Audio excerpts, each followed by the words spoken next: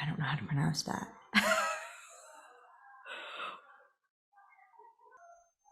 How do I not? How do I? I'm gonna ask my brother. My brother Patrick is very smart. I call him Pat GPT.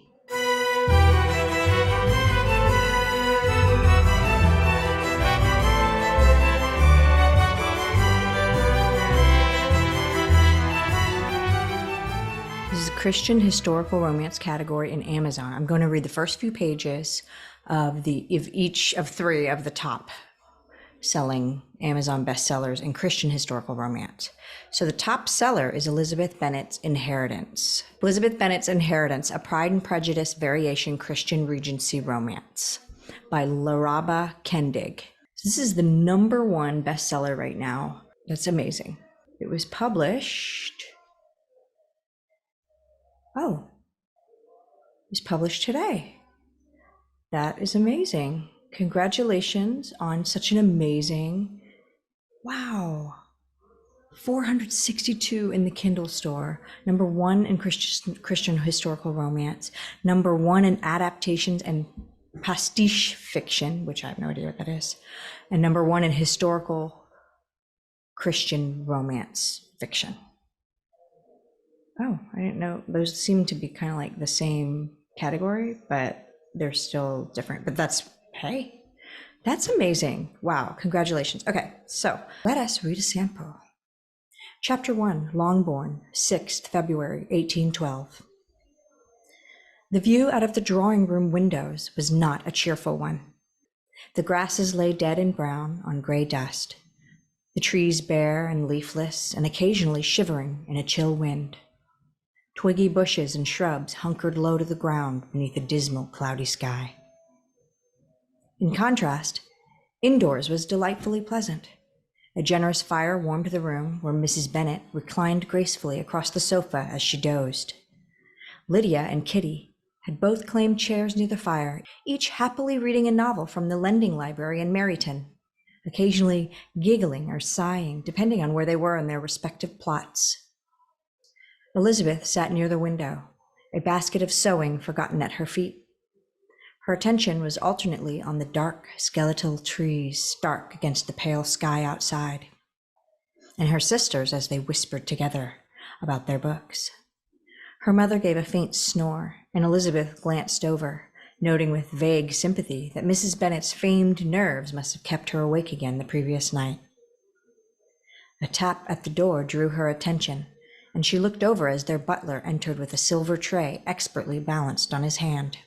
"A letter for you, Miss Elizabeth," he said properly, crossing to her and lowering his tray. "Thank you," Elizabeth replied, taking the letter eagerly.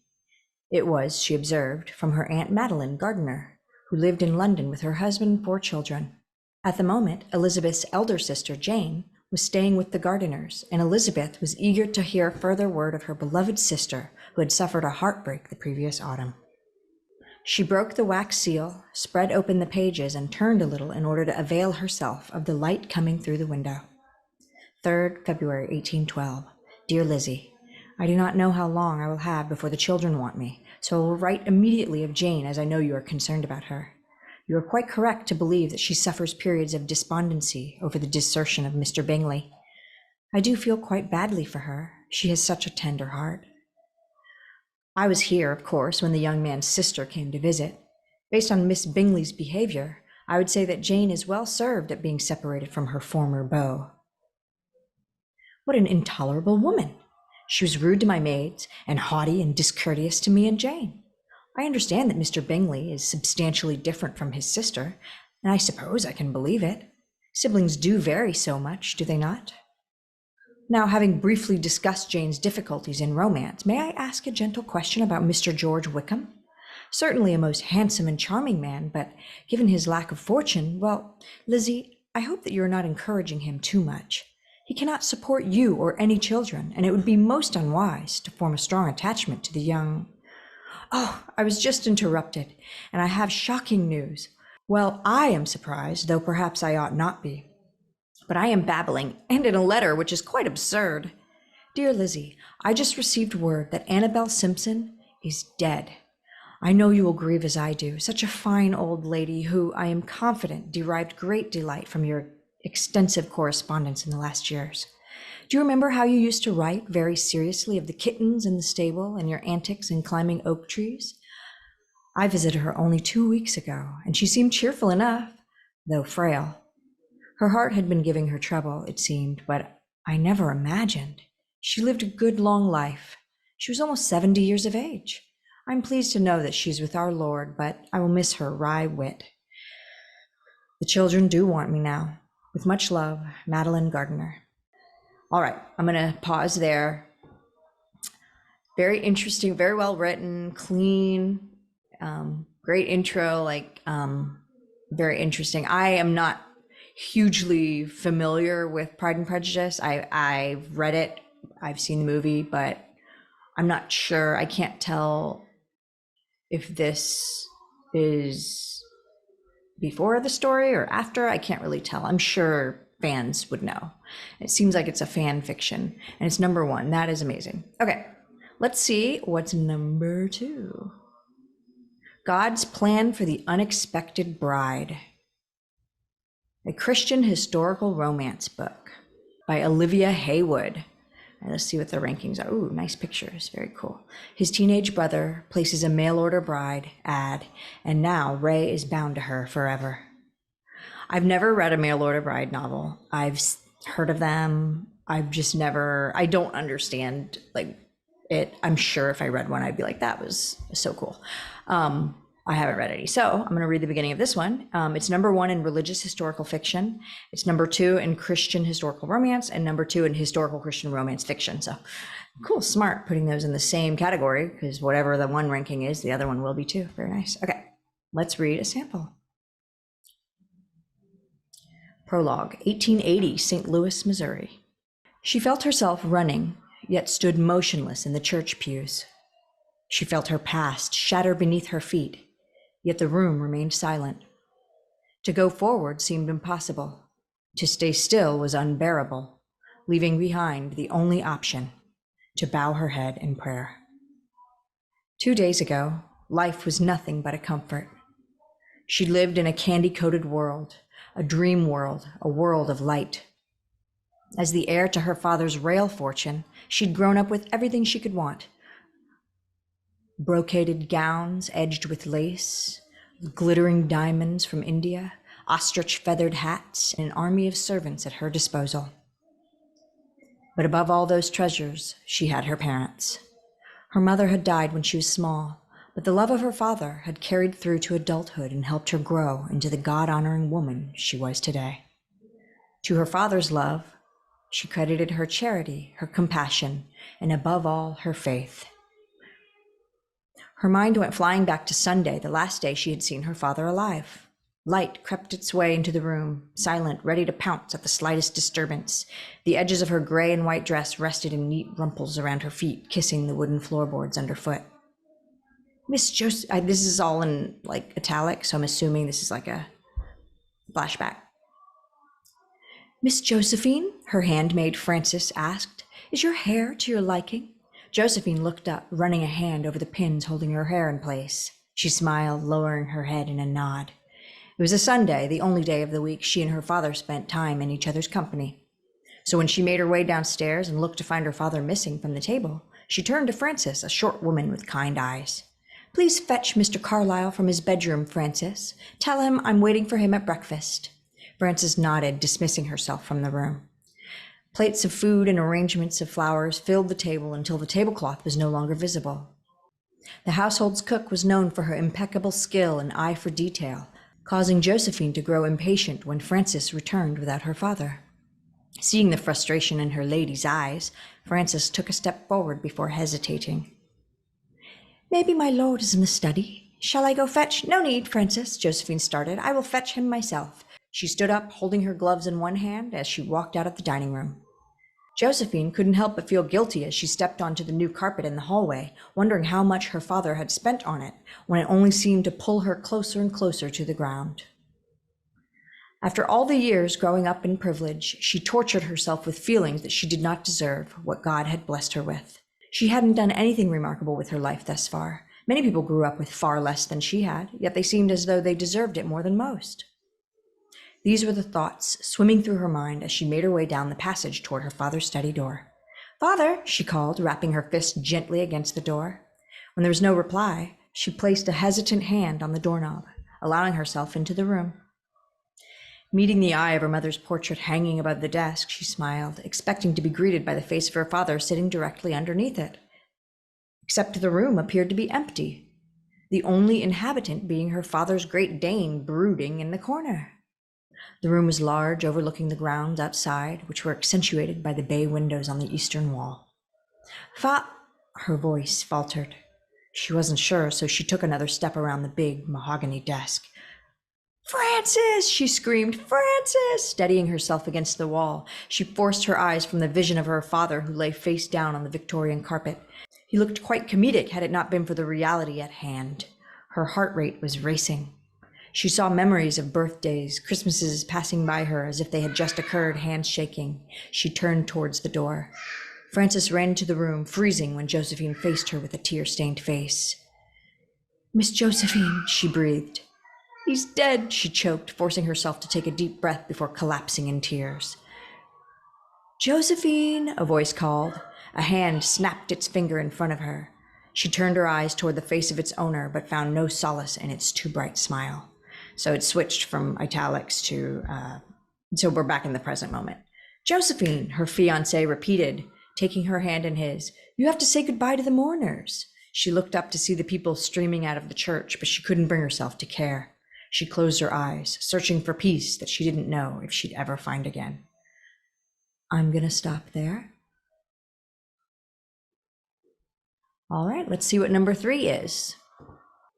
From Ashes to Forever by Grace Clemens. It's an inspirational romance novel. The cover is pretty cool. Chapter 1. Cold Spring, New York, 1868. "Molly Angelica Thompson, you best not still be in bed at this hour."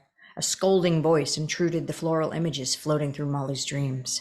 Carefully, she peeled her eyes open and glanced around at the morning light spilling into her room.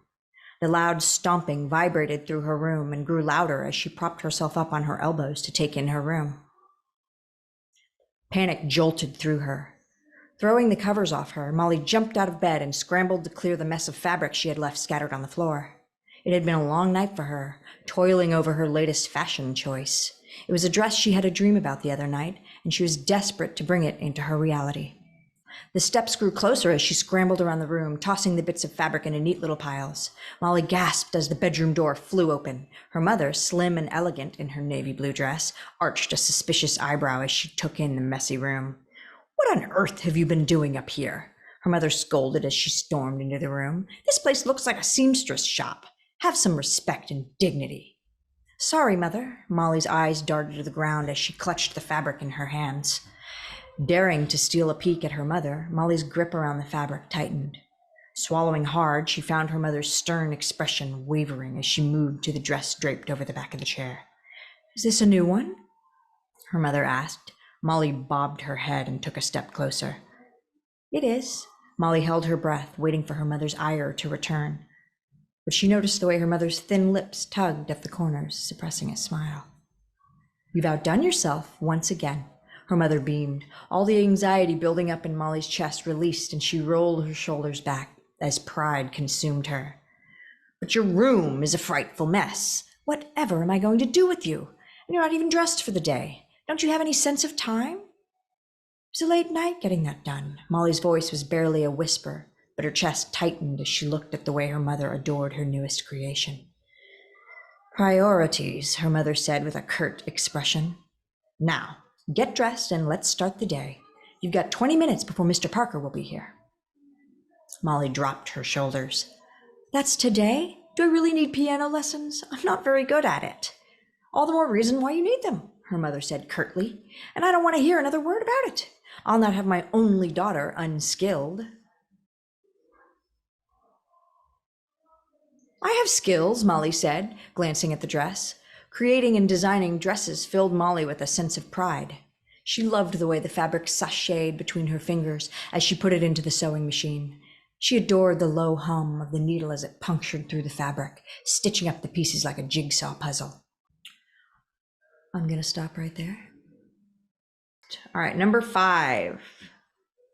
All right, let's do since number 4 is like a sequel, I'm going to skip it because I don't want to spoil like a previous version, you know? So number 5 is Karen Kingsbury, Just Once. Let's read a sample of Just Once, a Love Story by Karen Kingsbury. October 2, 1989. Red was the last color, the very last. That's what Dr. Edmonds was saying. Ervil Myers's mind would splinter and fracture and fade under the burden of Alzheimer's, and she would forget the love that long ago caused her world to stop and stare in awe. Ervil and Hank. In little time, she would no longer know his face or his voice, or Hank himself, the one who had held her hand when she said, "I do," and who had stood beside her that rainy Wednesday morning in Bloomington, Indiana, when she delivered their son. Her brain would release to nothingness the name of that boy, the one she had cherished for 32 years, and also the smell and feel of the wood and walls and windows of the house where her life had taken shape for the past 4 decades. And it would do something else. It would erase entirely her years as a spy for the Office of Strategic Services. Good hook. But until the very end, it would remember the color red. That's what the doctor was saying. Ervil Myers adjusted her sweater and tapped both feet on the floor beneath the doctor's desk. The tick of the clock on the wall was louder than before, deafening. The doctor stopped talking. For a long time, he didn't say a word, just stared at them. And Ervil wanted to scream. How could this be happening? Her strong and glorious mind was dying. Through the years of fighting for her life and her heart, Ervil could always count on 3 things: God, Hank, and her mental acuity. I don't know how to pronounce that. Acuity? I think it's acuity. How do I? Acuity? No, I'm gonna ask my brother. My brother Patrick is very smart. I call him Pat GPT. All right, let's see.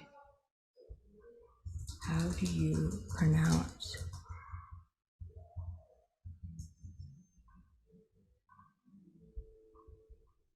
I mean, I could ask ChatGPT. Let's see who answers first. He hasn't even gotten my message. It's not really fair, but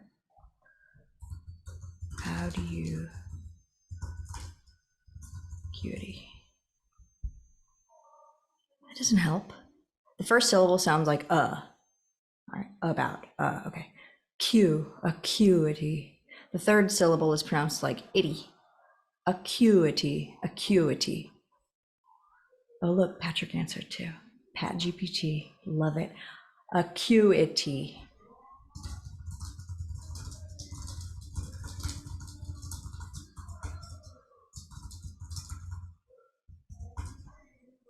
All right.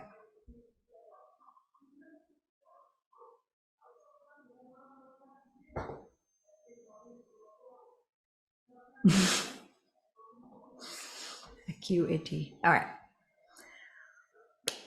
I apologize. Listen, I lived on the computer from like 13 years old until like 24 and a half, 25. I saw words. I did not hear words. I did not say words. All right. Acuity. Okay. Through the years of fighting for her life and her heart, Ervil could always count on 3 things: God, Hank, and her mental acuity. Until now. Tall, strong Hank released a guttural sound, like someone had kicked him below his ribs and he was still trying to figure out how to inhale. He tightened his hold on Ervil's hand and whispered his next words. How long? It was the only question that mattered. All right, I'm going to stop there. It's very good writing. 1983, is that historical? Oh, on the cover, they do look quite young. So this is probably, they're going to jump into the past. I mean, I could probably just read it. Oh, in 1941. All right, there we go. Sorry. Excellent hook. I almost cried. All right, I'm going to sign out. Those were some first sips. It was my actual first video for first sips. Here's the first sip.